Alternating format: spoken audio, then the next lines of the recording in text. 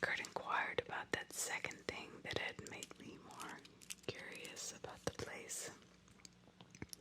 The incident I had told him I was going to explain, but I was momentarily confused. I was sure I had already told him the story of the homeless woman. Told him back as we stood outdoors in the tract, but he assured me that I had not told him anything about a homeless woman. I hadn't even mentioned it, and I realized it was true, so I was still not quite right in the head. I would have to take a couple of days away from my classes. Clearly,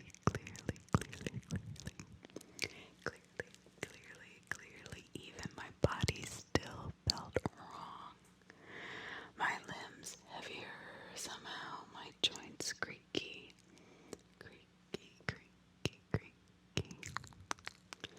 I told Kurt that 7 years ago, a homeless woman had slept on the north end of the tract for 8 consecutive nights. On her way out, she had walked into the house that was closest geographically to the track and had tried to trap a family inside it and burn them alive. For no apparent reason at all. She had no connection to the family whatsoever. No criminal history. Nothing. Kurt had actually noticed that house off Greentown Road as we'd driven, sitting alone, surrounded by trees. They had to completely rebuild it, only the original chimney remained. The current owner, Mr. Litko, a retired rail engineer, had shown me the exterior scarring it still bore from the flames. He himself knew very little of the tract, never went there, never reported hearing distant shots, as if someone had decided to do a little illegal deer hunting on it. It was to him a foreign land. I outlined my plan for Kurt. I would camp again in the tract, only this time I would set up a video feed and he and I would be in constant communication so he could monitor me from his home and his office. But Kurt, always cautious, always methodical, always methodical. In our years of working together off and on, needed more to go on. He was not seeing enough evidence yet of a place worth serious study. He was not seeing it. That was frustrating to me. That was very frustrating to me. Very frustrating. I didn't understand why he didn't see it, but I could see it. I knew it. I clearly knew it. But to Kurt, he had to know it himself, and so here we are. So I had been working for the past 2 months on contacting and perhaps visiting that homeless woman in the state facility where she now lived, but I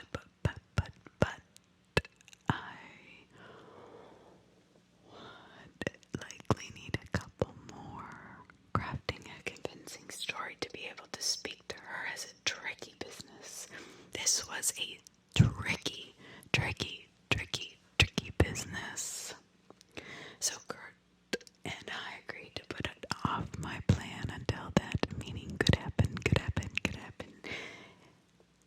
and we could be made to happen.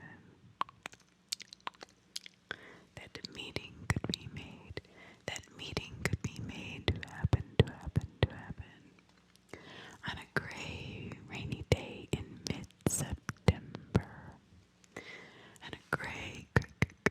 In mid-September, I drove 40 miles north to the dumpy strip mall town of Adair.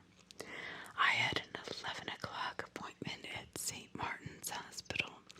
The place had the feel of more of an assisted living home than a care center for the mentally ill.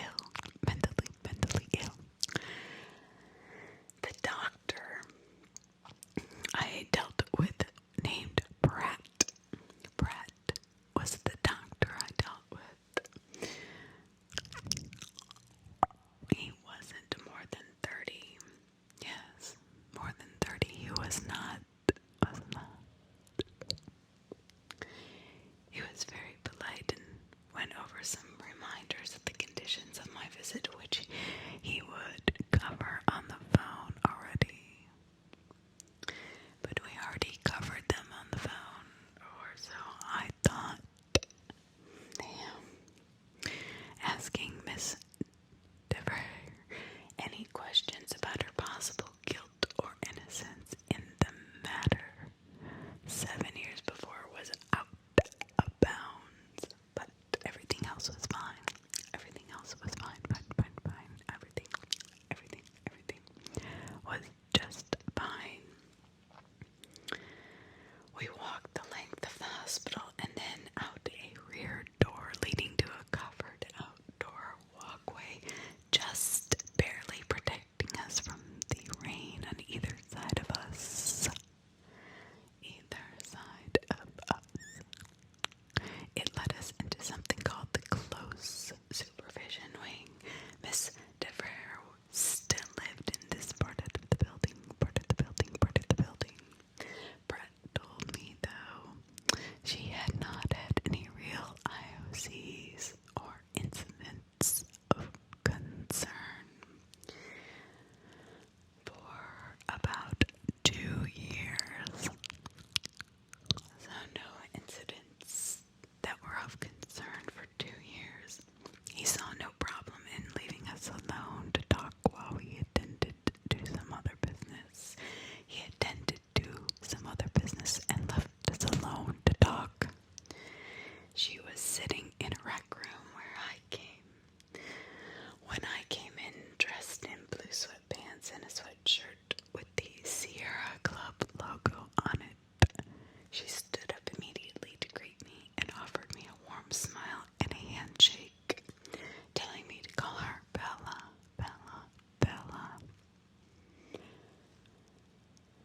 She thanked me for coming. She was not only lucid, polite, and aware, but downright professional somehow. At the college where I worked,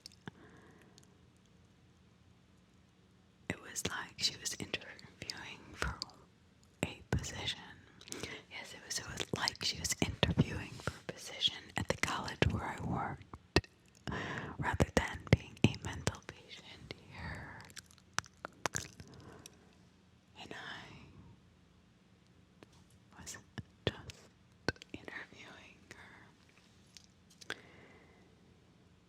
I almost felt awkward in just sweatpants and a sweatshirt. Bella was in her mid-50s, a relatively trim woman, her hair carefully combed. I had falsely convinced her and Dr. Pratt that I was writing a book about the homeless. She seemed interested in my publishing history, and we chatted for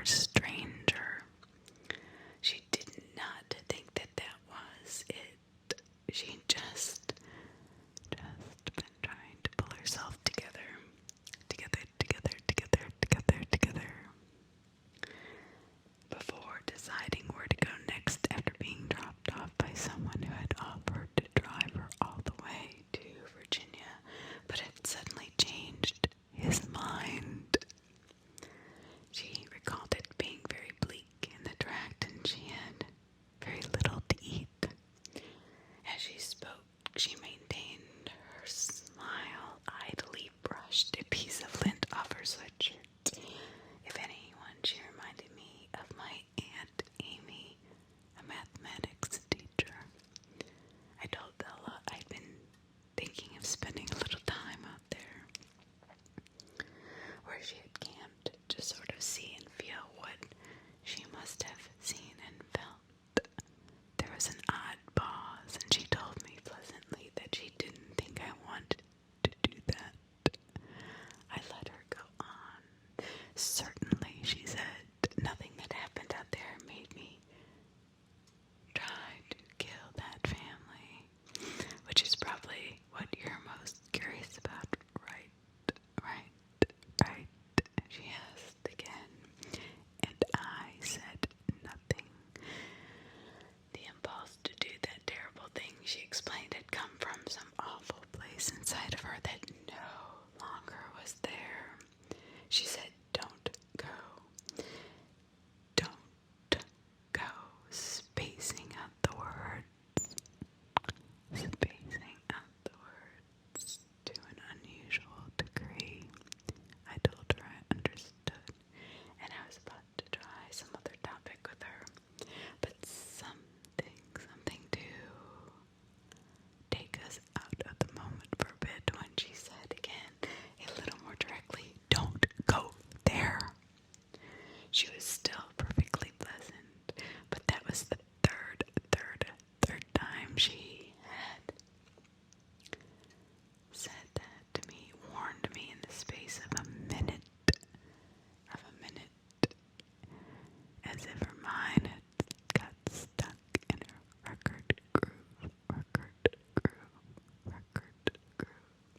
She held her gaze on me longer than I was comfortable with. And I looked at the floor. She asked me then if I could get her a soda from the machine out in the hallway. It was a perfect time for me to regroup a little. Little bit of regrouping would do me good. Then come back with a new line of questioning as if I could even think of one. I rose and went through the open door. The soda machine was about 30 feet away. And here, a bathroom. There were two other people in the hallway who I perceived to be patients. A woman in the hallway, sitting on a sofa beneath the TV set, with the volume turned off, looking somewhat sleepy-eyed. The other, a much older man, standing near a bookcase and flipping through the pages of a magazine with a rapidity suggesting some sort of disorder or compulsion. Dr. Pratt was much further down the hall, chatting with a colleague. As I walked, I could see that the soda machine dispensed only bottled water for no charge. I was putting my change back into my pocket when I heard something from behind me. Quick, muffled footsteps, and then a voice. Bella's voice, rising. Just before I began to turn, I saw Pratt looking up in my direction with alarm. In my peripheral vision, I then saw Bella approaching me fast, saying only the word no again and again, louder and louder.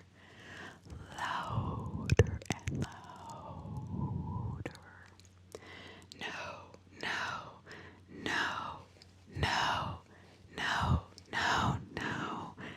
She was carrying something in both hands, swinging at the back of my head. The folding chair she had been sitting in. I was unable to fully ward off the blow when she hit me. A sharp, eerily precise strike to the neck with full force as her mouth formed a gaping oh.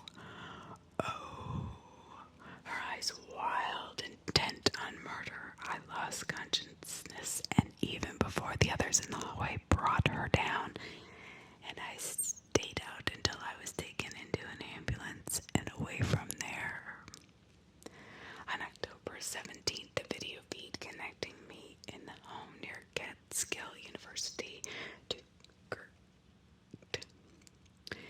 Capriman in the woods of Carolinas County tripped into an unsteady life on our respective laptop computers. Kurt had pitched camp only 100 yards from my own original point of entry into the tract,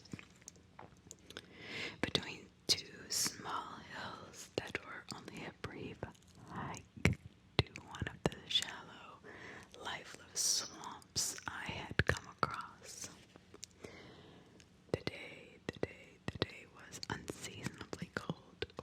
The slight pixelation of the image sucked most of the color from the wild grasses and choked ground all around Kurt. It had taken longer than we planned to get that feed working, and I was due for my next physical therapy in an hour or so. Upon the first contact, we did not talk much.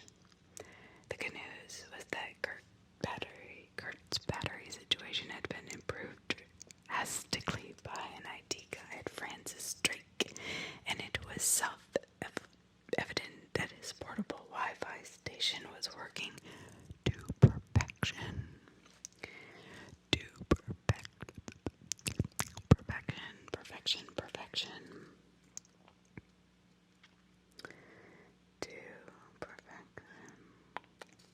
Getting a signal on his cell was still pretty much impossible. The bad news was that I had been told by my doctor that day that no more pain medication was forthcoming, and so I probably would not be able to make the short hike out to see Kurt or resupply him if the situation ever called for it. I would be moving very carefully for another couple weeks.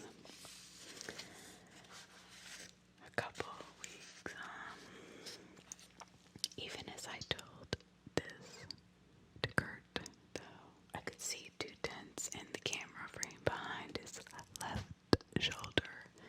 He'd gone ahead and brought his sister along, Jill, a chemistry lecturer at Stepbridge. He saw no reason there shouldn't be 2 of them out there, and since she was quite familiar with the nature of the unusual work I undertook from time to time, he saw no danger. After all, she had been in the army, as he was very fond of telling me, and if brawn were ever called for, she was the better bet. He had related to her entire story, everything he and I knew up to that moment. I was not pleased that he had brought her someplace so potentially unpredictable. But there was nothing I could do, and it did make sense in some fantastical way. At that moment, she was off gathering firewood in case they felt isolated and unseen enough that night to use it. For the last 6 miles of their journey into the tract, they had seen no one at all on Lonely Green Town Road, and I had discovered an even more secluded option for leaving their car.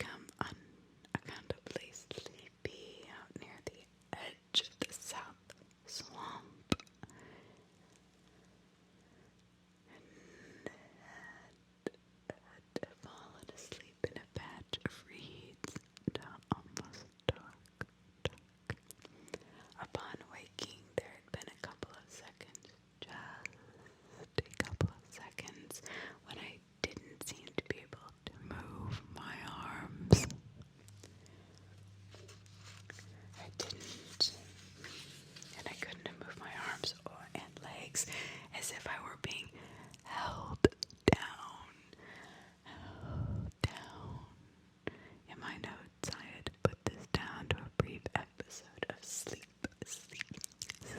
paralysis. But that had been on the first day of my 3 out there. And by the time I had left, the sleep paralysis explanation seemed delusional somehow. Delusional somehow. The next day at noon, Kurt transmitted some video he had taken from me. Over the course of 3 hours, he had been able to cover pretty much the entire walkable area of the tract. But nothing he sent back was any real surprise to me. None of it was a surprise. In his long montage of shots of little hills and cups of trees, the depressions and the patches of foliage that seemed to grow so randomly, I tried to detect any sort of pattern, any sort of pattern,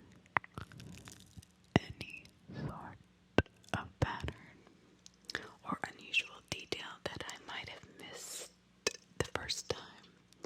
There's not a stray soda bottle, cigarette butt, or plastic bag anywhere in the tract. The one time Kurt's sister Jill became visible in the video with Kurt tracking her briefly with the camera, she commented on this. There was exactly one sign of human presence, however ancient. None of the 7 people I had spoken to had been passing knowledge of the tract had been able to explain it fully.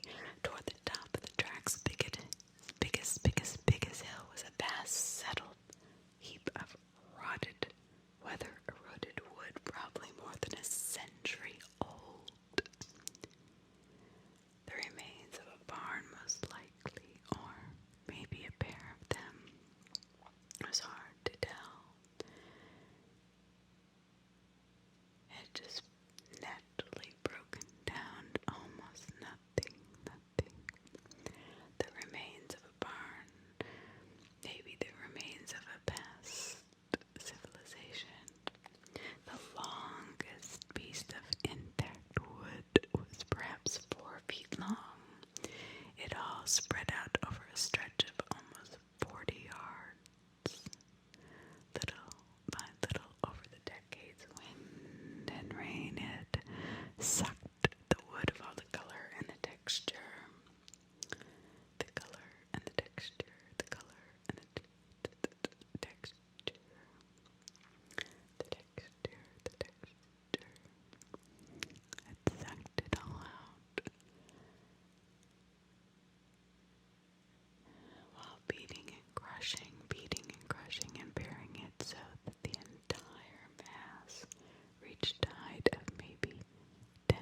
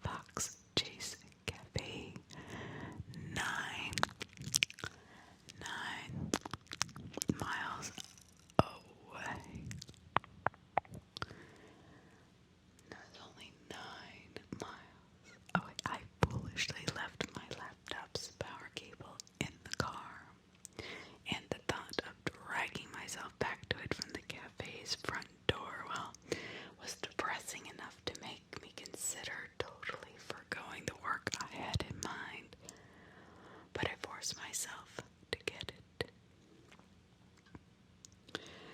I had been in the cafe for about an hour when my cell phone rang. It was Jamie, my graduate assistant. I told her back in August that I was working on notes for a book about rural Coriolanus County, and more specifically, the unpopulated area east of Plainville.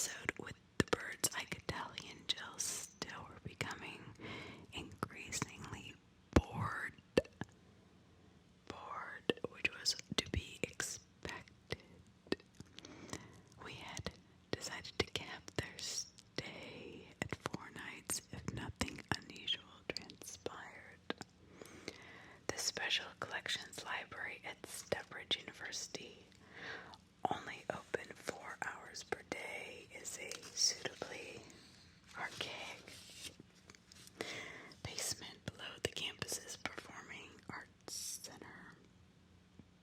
The assistant there took me through an aisle of metal racks and pulled down for me a transparent plastic box marked only by a number and a colored dot, dot, dot. My Catskill ID got me a cubicle for the afternoon, and I settled down with what Stepbridge had cataloged as the diary of a resident of Carolinas County, 1848 to 1849. The thing was in pretty bad shape. Every page I turned threatened to detach from the binding. The man who had owned this diary had written his name on the first page, Orrin Loveland. He had only occasionally remembered to date his entries, which were voluminous.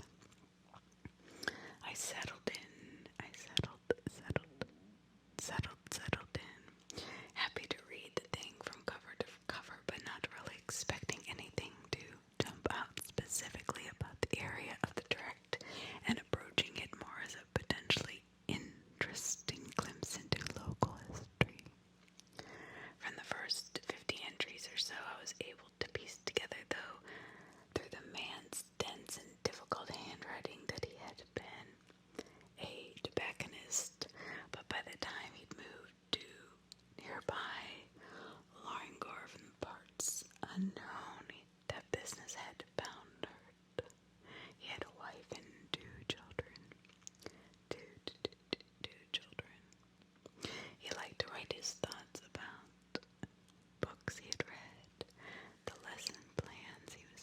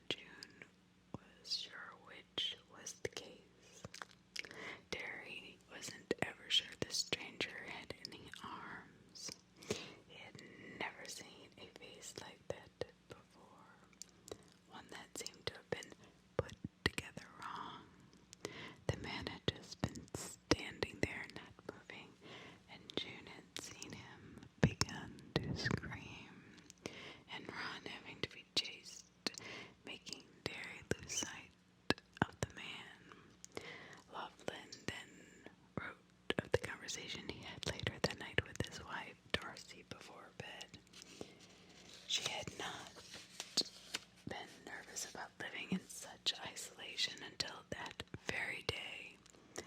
It had been a full month since any of them had even seen a single other human being. Darcy asked her husband just how long the four of them were obliged to live in such a manner.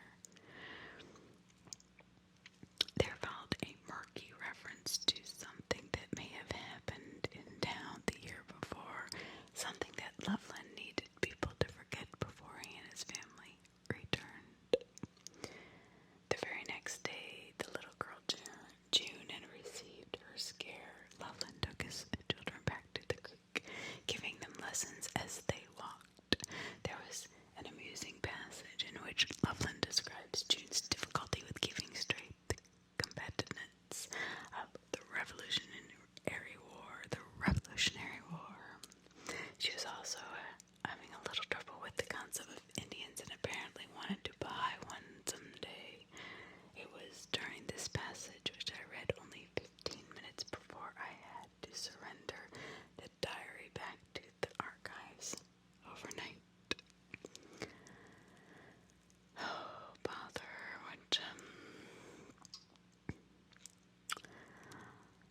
that a reference to a specific feature of the geography made my pulse race a little. In teaching Terry that a few of the subtleties of orienting and trying to playfully trick him a little, Loveland happened to describe their exact position as they walked back home from the creek. From this, I made a wild guess that what he called the creek was, in fact, a dry bed that wandered for a few hundred yards on the north end of the track, bottoming out in a tiny swamp I myself had fallen asleep beside, and which Kurt had captured on video. I placed the diary carefully back inside the transparent box and assured the librarian I would be back when special collections opened again the next day.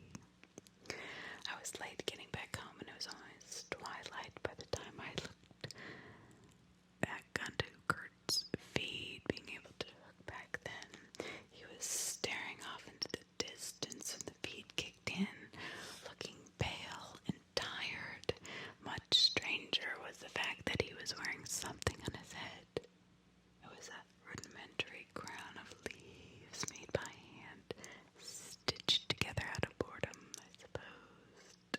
He didn't have a lot to report that evening. When I asked him where Jill was, he vaguely seemed confused. He wasn't absolutely sure. She'd gone for about an hour. She went for walks a lot, he said, assuring me that she was fine. I asked him about his odd headwear. He chuckled a little. He wasn't sure what had gotten into him. He then began to explain for me, unasked, the origin of the laurel crown. Apollo, he said, fell in love with Daphne, but she was so horrified that she fled and asked the river god to turn her into a laurel tree. Apollo declared the tree sacred and broke off a branch to wear in her memory. So the laurel crown was really a symbol of empty victories. Olympians rarely knew that. Kurt said pensively that didn't explain for me why he was wearing one, and he truly did not have an explanation. He said again it was just something that had occurred to him. This was followed by another uncertain half-laugh and a resumption of his watch of the horizon. I told Kurt I thought he should find Jill and get out of the tract now. He seemed surprised. I told him flat out that his responses were making less and less sense and that he should not have been this tired. The place was changing him in a way that it had changed me. I could have sworn it. I didn't know why or how, but simply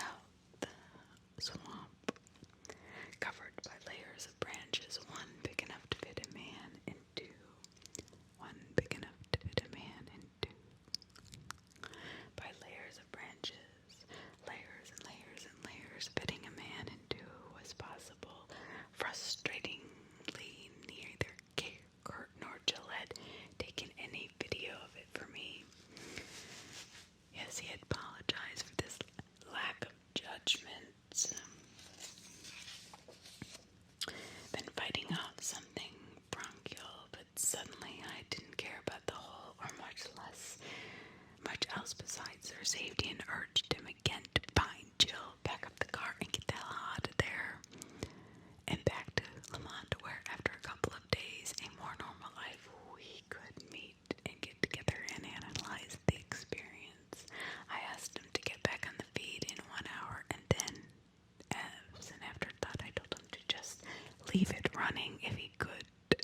He had enough battery power for that, but he told me the feed would likely shutter and then drop if he left on that long. I wanted to try it anyway.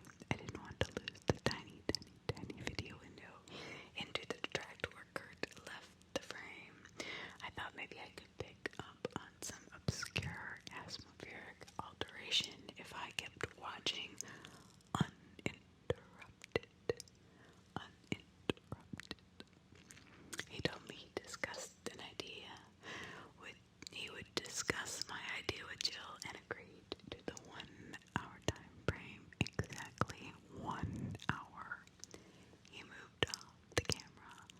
I was left watching a more or less static image of this small patch of field that contained their tents. A slight breeze wandered through the lines of trees in the background. It grew darker, and I waited and waited and waited for anything at all to enter the frame to break the monotony.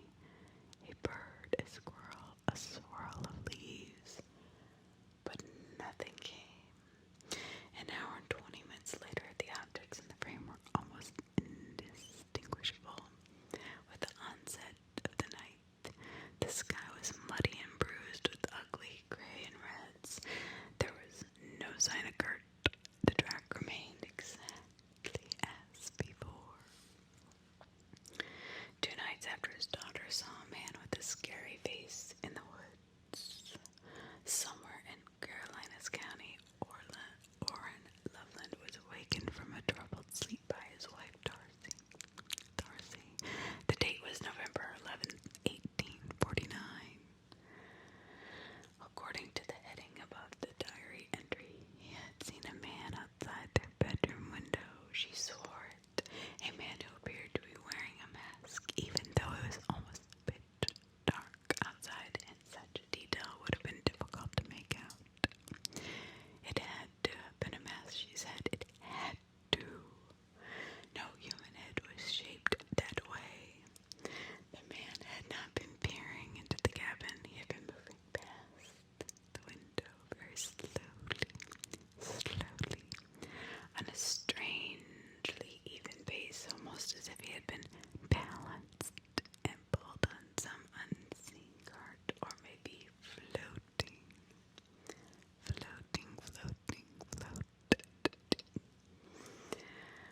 Darcy said when she found the courage to joke, Loveland wrote that he spent 20 minutes circling around the remote cabin, looking in all directions for any sign of life. Looking, but there were no footprints outside the window.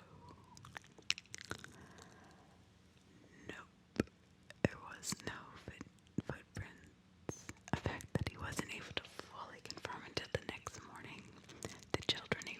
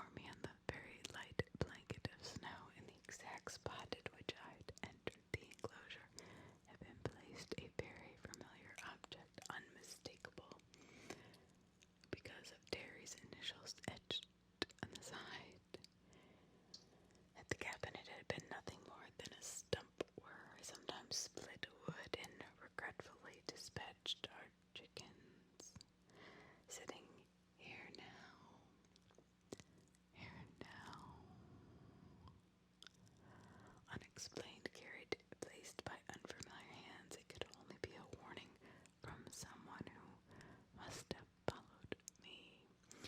I scanned the landscape rapidly, but no one and nothing out of the ordinary, and more impossibly, no footprints.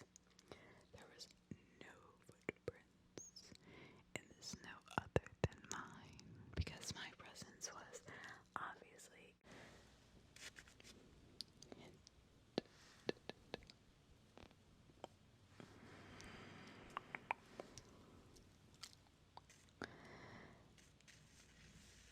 for the first time. What he may have been looking at as he had leaned against that tree dying, it was the unnaturally bent and crumpled body of Kurt. About 3 yards further in, his lifeless eyes stared directly at me. There were soft footsteps behind me in the leaves. I turned and stood, sweat trickling down into my eyes. Jill was standing beside a tree that I had passed 60 seconds before. She must have watched me go right by. She must have watched as I went right by. She was holding a long chopping axe in her hand. A leaf was stuck to its head, adhered to it by a large blotch of dark blood. She looked at me with wide, questioning eyes and set one foot ahead of the other, gently as if she were afraid to scare me away.